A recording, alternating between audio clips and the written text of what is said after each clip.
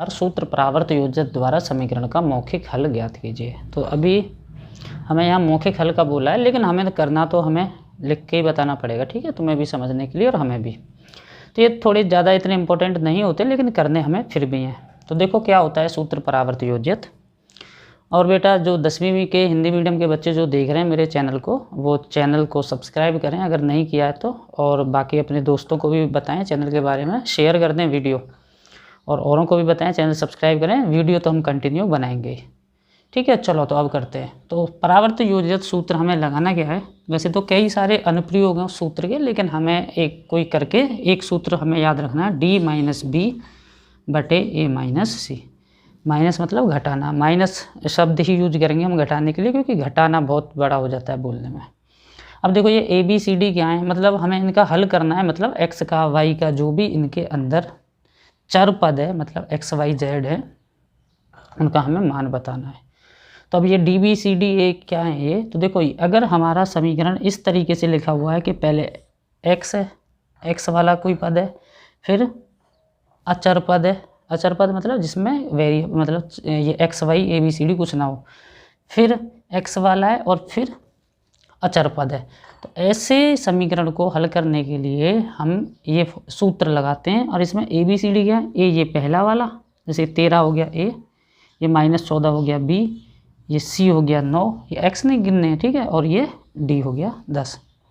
अब फिर हम सूत्र में ये ए बी सी डी के मान लगाएंगे, जैसे डी 10 माइनस बी कितना है माइनस का 14, तो ये तो सूत्र का है माइनस, और वो माइनस का 14, तो ऐसे कोष्टक में डाल के लिखेंगे, बटे में ए माइनस सी, यानी कि 13 माइनस 9।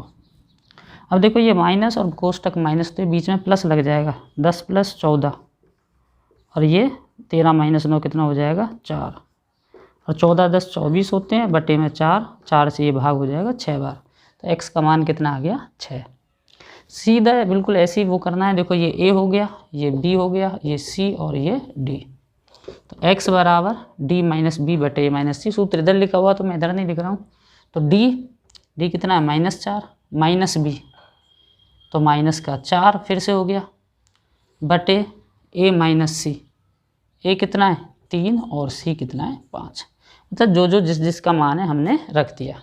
-4 और -4 मिलके कितना हो जाएगा -8। दोनों जब माइनस के होते हैं तो दोनों को जोड़ देते हैं और आंसर उत्तर माइनस में आता है। और 3 - 5 कितना हो जाएगा -2। अब भाग में दोनों माइनस है तो वो हट जाते हैं, और 2 से ये कितने बार भाग हो जाएगा 4 बार, तो ये हो गया 4। चलो तीसरा देखो, 2x + 1 बटे 3x + 4 1/3। तो देखो अब यहाँ ए बी सी डी ऐसे नहीं मिलेंगे हमें, क्योंकि जो पीछे था सूत्र हमें इसको पहले वैसे बनाना है, फिर हमें ए बी सी डी ढूंढनी है। जो ए बी सी डी मतलब जो हमने सूत्र में ए बी सी डी लगाए थे। तो पहले क्या करो कि ये जो 3 है इसको इधर कर दो गुणा, और ये जो 3x + 1 है इसको मतलब वज्र गुणनखंड कर दो, वज्र गुणनखंड दें। तो क्या होगा 3 का गुणा कर दो 2x + 1 से, और 1 का गुणा कर दो 3x + 4 से। तो क्या हो जाएगा 3 दूनी 6x, और 3 से 1 की गुणा 3, और 1 की तो गुणा होके वो उतना ही रहेगा। अब देखो ए बी सी डी हमें मिल गए, क्योंकि ऐसे ही तो लिखे हुए थे पहले और दूसरे वाले सवाल। ए 6, बी 3 है, सी 3 है, और डी 4 है। सूत्र लगाओ, डी माइनस बी बटे ए माइनस सी। डी कितना है 4 माइनस बी यानी कि 3 बटे ए माइनस सी। ए कितना है 6 और सी कितना है 3। 4 - 3 1 होता है, 6 - 3 3 होता है। तो ये उत्तर आ गया 1/3। ये भी सेम ऐसे ही है, पहले 5 का इधर गुणा और 2 का वहाँ गुणा। 5 का गुणा 5x - 3 से, और 2 का गुणा 2x + 1 से। कर दो 5 की इन दोनों से गुणा कर दो, 25x - 5 × 3 15, 2 की 2 से 4x, और 2 की 1 से 2। अब हमारे ए बी सी डी आ गए। ये 25 है, बी माइनस का 15, सी 4 और डी 2। तो सूत्र लिखा, उधर लिखा हुआ है डी माइनस बी यानी कि 2 माइनस बी, ये बी है और ये पहले से ही माइनस का है, तो यहाँ पे कोष्टक लगा देंगे तो बीच में भी प्लस बन जाएगा। और ए माइनस सी, ए 25 है और माइनस सी यानी कि 4। तो ये x बराबर ये 2 + 15, बीच में प्लस बन जाएगा, और ये 25 - 4 21। तो ये हो जाएगा 17/21। ठीक है, वैसे इसने तो मौखिक करने के लिए बोला था, लेकिन मौखिक करने के लिए भी हमें लिखित का सहारा लेना पड़ रहा है। तो ठीक है, तो ये बस इतना ज़्यादा ज़रूरी नहीं है, लेकिन करना फिर भी है, क्योंकि इसमें मौखिक तो हमें उत्तर देना है बस। तो वैसे ये हो गया, ठीक है, 17/21। पाँचवा देखो, पाँचवा और छठवां एक जैसे हैं, तो यहाँ भी पहले हमें वही हम एक ही तरीके से लेके चल रहे हैं कि D-B/A-C। तो अब इसमें हम क्या करेंगे, पहले इनकी गुणा कर लो, इधर वालों की गुणा कर लो, और फिर देखते हैं, फिर वो सूत्र बनाएंगे, और फिर हम जैसे पहले वाले प्रश्न का प्रकार था उसी प्रकार का बना लेंगे, पहले दूसरे का, और फिर हम ABCD ढूंढ के और फिर सूत्र लगा देंगे। तो पहले देखो, x की इन दोनों से गुणा करेंगे, x की x से गुणा x का वर्ग, x की 9 से गुणा 9x प्लस आएगा, फिर 7 की x से 7x और 7 की 9 से 63। फिर x की x से x का वर्ग, इधर गुणा कर रहे हैं, अब x की 11 से -11x, बीच में माइनस आएगा, -8 की x से -8x और -8 की 11 से -11 से प्लस का 88, क्योंकि माइनस और माइनस की गुणा प्लस में होती है। और देखो, ये x का वर्ग और ये x का वर्ग कट जाएंगे। कट क्यों जाएंगे? क्योंकि जब ये इस तरफ आएगा तो ये माइनस का हो जाएगा, अगर ये प्लस का है तो कट जाएगा, ऐसे कट जाते हैं। 9 और 7 हो जाएगा 16x प्लस 63, उधर कितना हो जाएगा -11 और -8 होते हैं माइनस के 19x और प्लस का 88। अब देखो, ये पहले जैसे बना लिया हमने, ये ABCD सूत्र लगा दो, D-B/A-C। D हो गया 88, ठीक है, -B -63 बटे में A हो गया 16, माइनस C पहले से ही माइनस का है तो उसको कोष्ठक में डाल के लिखेंगे। ये 25 हो जाएगा घटाने पर, ये 16 और 19 मिलके प्लस हो जाएंगे, यानी कि 35। तो 25/35। अब ये दोनों 5 के पहाड़े में, मतलब 5 से कट हो रहे हैं, 5 से 5 बार कट जाएगा और 5 से 7 बार, तो उत्तर आ गया 5/7। ऐसे करना था ये। तो ये बिल्कुल वैसे ही है कि x की दोनों से गुणा, फिर 5 की दोनों से गुणा, फिर इस x की दोनों से, फिर 3 की दोनों से, फिर x² कट जाएंगे और जो फिर सूत्र लगा देंगे। तो x की x से x², x की x से x1 से, ठीक है, x² मतलब x का वर्ग, 5 की x से 5x और 5 की 1 से 5। फिर इधर x की x से x का वर्ग, x की फिर 2 से करेंगे तो 2x, और ये 3 की x से 3x और प्लस 6। इसको पहले काट दो, x और 5x को जोड़ लो तो 6x हो जाएगा प्लस 5, यहाँ 2 और 3 5x हो जाएगा प्लस 6। सूत्र लिखो, ये वही बन गया जो पहले था, D-B/A-C। ABCD पता है, D आखिरी वाला होता है 6, माइनस B कितना है, ये 5, A कितना है 6 और C कितना है 5। तो 1/1 यानी कि 1 उत्तर हो जाएगा इसका।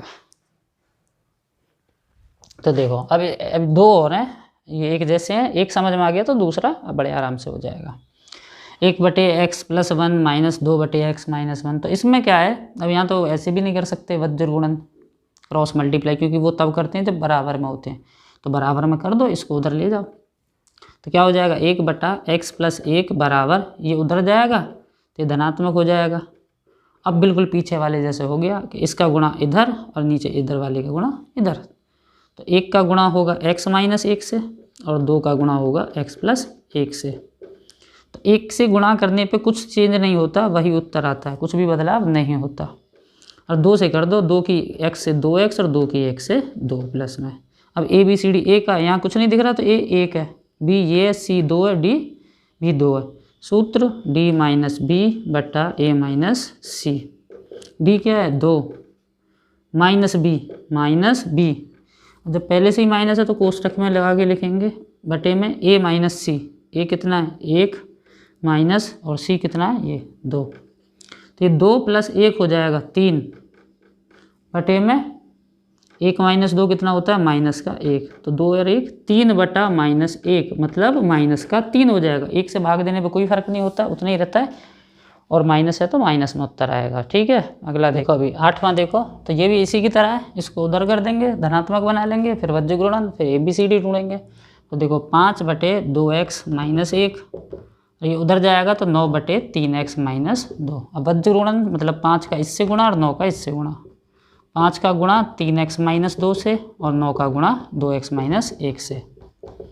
तो कर दो, 5 × 3 15x, 5 में 2 की गुणा करेंगे तो 10 माइनस में, क्योंकि बीच में माइनस है, 9 की 2 से गुणा 18x और 9 की 1 से 9। ABCD हो गए, ABCD। सूत्र इधर लिखा हुआ है D - B/A - C, तो D - B पहले से ही माइनस का, तो कोष्टक में रखेंगे A/A - C, 15 - 18। तो देखो ये माइनस का 9 और प्लस का 10, और ये कितना हो जाएगा, तो माइनस का 3 हो जाएगा। जब छोटे से बड़ा नंबर घटाते हैं तो माइनस में आता है नीचे। तो ये 10, 1 + 1 माइनस, तो माइनस करेंगे तो 10 में से 9 घटा दे तो 1, और बड़े का निशान लगेगा चिन्ह, 10 का प्लस के सामने प्लस है तो प्लस में आएगा 1/-3, या इसको ऐसे लिख देंगे -1/3। तो ये हो गया सूत्र परावर्त योग।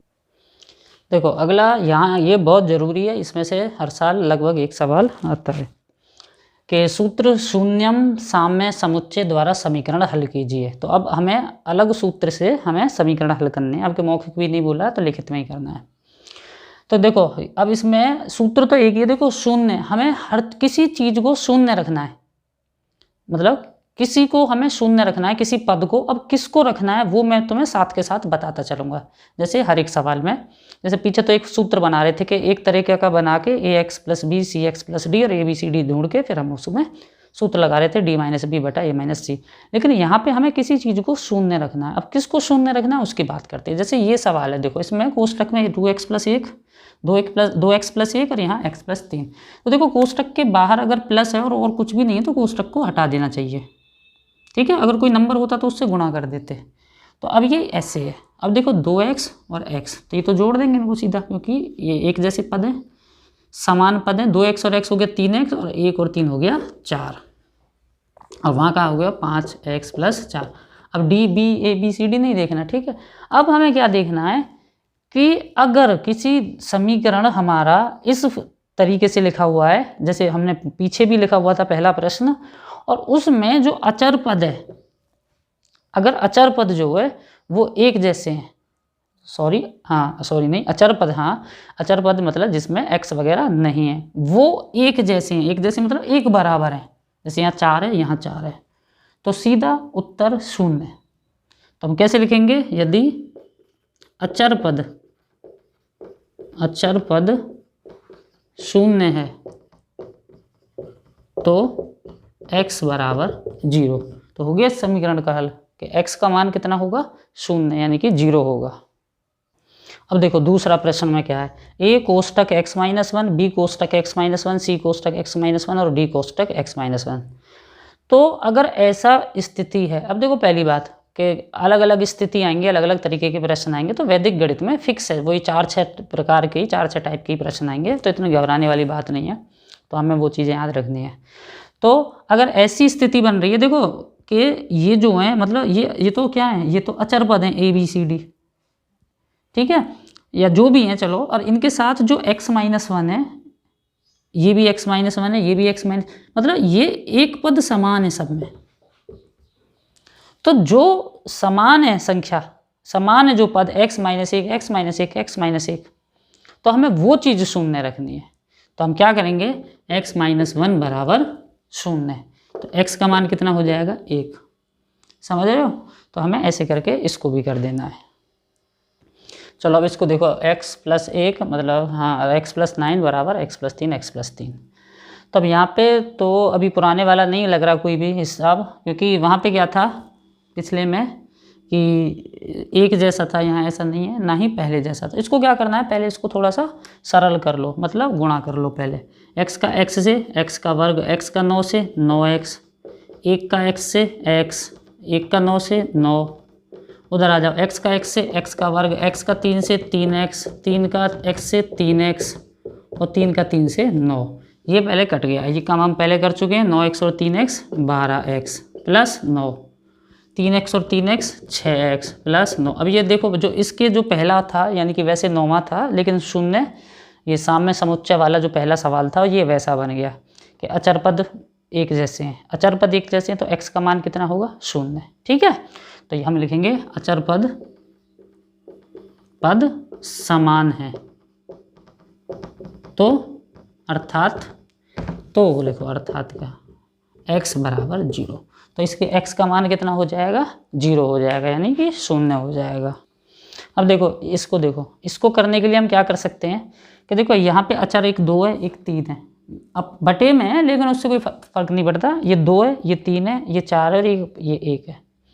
तो इधर जो अचर पद हैं और इधर जो अचर पद हैं उनका योग देखो। जैसे इसका क्या है, अचर पद का योग करो, अचर पद का योग। तो इधर क्या है 2 और 3 और उधर क्या है 4 और 1 5। तो कितना हो गया 5 और इधर भी 5। तो अचर पद बराबर हों या अचर पद के योग बराबर हों दोनों तरफ, तो भी x का मान कितना होगा 0 होगा। ठीक है, तो x बराबर कितना हो जाएगा 0। तो बस इतना ही करना है इसमें। ठीक है, अब देखो 13वां सवाल जो 14वां भी इसी तरीके का है। तो इसमें क्या होता है कि इसमें जो अंश होते हैं वो सेम है, एक जैसे हैं। जैसे यहाँ 1 है यहाँ 1 है और जो हर है वो अलग अलग हैं और बीच में प्लस का निशान है। तो ऐसे प्रश्न को करने के लिए अगर यदि अंश एक जैसे हैं लिख दो, यदि अंश समान है। समान का मतलब है ये जरूरी नहीं है एक ही हो, कुछ भी हो लेकिन समान होनी चाहिए। तो यहाँ 1 है यहाँ भी 1 है। तो क्या करते हैं हम, हर का योग बराबर 0।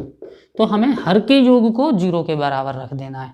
तो हर के यहाँ ये और ये, तो x + 4 और x - 6 दोनों का योग करके बराबर 0 रख देना है। तो x और x मिलके 2x हो जाएगा और 4 और 6 माइनस हो रहा है 4 से, तो ये -2 होगा बराबर 0। अब क्या करेंगे, अब तो हम हल करना जानते हैं। जैसे करते हैं हम साधारण समीकरण को हल, ये 2 को उधर भेजेंगे तो ये प्लस का हो जाएगा 2x बराबर 2 और फिर इस 2 से भाग कर देंगे 2/2 यानी कि 1। तो x का मान निकल के आ गया।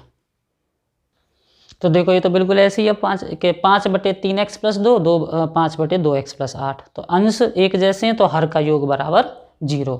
तो वही चीज़, तो क्या करेंगे, यदि अंश बराबर हैं तो हर का योग बराबर 0। मतलब यहाँ हमें किसी चीज़ को 0 लिखना है। अब किसको लिखना है वो बस हमें समझना। तो हर का योग कर दो 3x + 2 + 2x + 8 बराबर 0 लिख दो। 3x और 2x मिलके 5x बना देगा, 2 और 8 मिलके 10 हो जाएगा बराबर 0। 10 को वहाँ जाके माइनस करेंगे और फिर 5 से भाग कर देंगे। तो x बराबर -10/5। तो 2 और माइनस में ही उत्तर आएगा क्योंकि संख्या 1 माइनस की है। तो ये हो गया इसका हल।